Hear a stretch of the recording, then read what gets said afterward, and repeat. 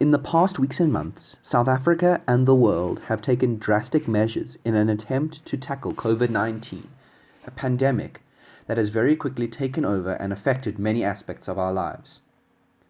This is a pandemic that requires the participation and cooperation of everyone if it is to be defeated. And yet, simultaneously, we draw parallels between this and another pandemic, one that has been ravaging our society for far longer, a pandemic that thrives in silence and in the shadows, one that can affect victims for the rest of their lives. We're talking about sexual and gender-based violence. Lockdowns around the world, while necessary to slow down the spread of the coronavirus, have trapped victims with their abusers.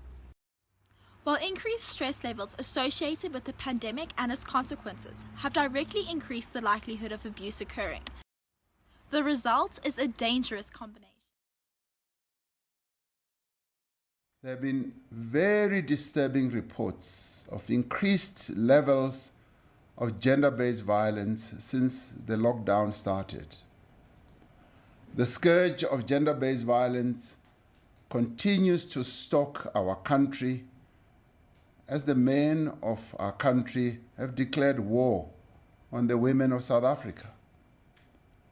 We have developed an emergency pathway for survivors to ensure that the victims of gender-based violence are assisted. One of the interventions we have made is to ensure lockdown regulations to be structured in a manner that a woman can leave her home to report abuse without the fear of a fine, intimidation, or further violence. SGBV can take on many forms and can include many types of abuse, such as physical abuse, sexual abuse, emotional abuse, and financial abuse. It can happen in person or online through social media and other forms of technology, and can take on the form of physical actions or threats and controlling or intimidating behavior.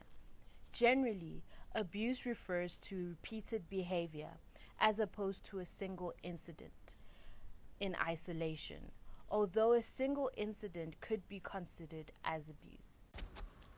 Physical abuse refers to physical contact with someone else's body as means to inflict pain, punish, or make someone feel uncomfortable or unsafe. Examples include hitting, punching, suffocating, burning, preventing someone from moving away, stopping someone from eating, or force-feeding them. Sexual abuse is another type of abuse that involves sex or sexual activities. It could involve using sex as a means to control and manipulate someone. For example, teasing or being harsh and critical about someone during sex. It also includes rape, sexual harassment, any non-consensual sexual activity, or touching that happens without one's consent, and forcing someone to look at or be a part of pornography.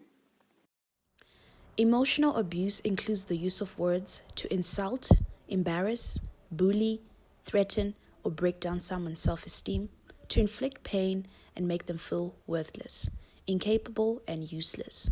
It also includes isolating someone, invading their privacy, and being condescending. Abuse can also be financial or economic. This includes controlling how someone uses their money, spending their money without their permission and knowledge, or preventing someone from making their own salary. This abusive tactic often keeps victims stuck in an abusive relationship.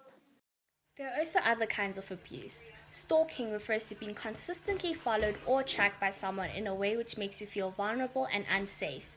Modern slavery, which includes human trafficking and sexual exploitation, is another example of abuse. Cultural abuse is a form of abuse in which a part of someone's identity or culture is used against them to either threaten, control, or punish them. This includes outing someone without their permission or being racist. Isolating tactics, in a sense that communication and relation with other people are closed off, often over a long duration. This is another form of abuse. There are some warning signs of abusive relationships. These are important to look out for, both in your own relationships and in the relationships of people around you. These signs include keeping a close eye on anything the person does, anywhere they go, anyone they talk to, and anything they do on social media. Trying to stop the person from interacting with other people. Being controlling and not letting the person make their own day-to-day decisions. Getting angry very easily and then blaming the other person for that anger or for any problems that might exist in the relationship. Using insults and harsh words to deliberately break down the person's self-esteem or objectify them.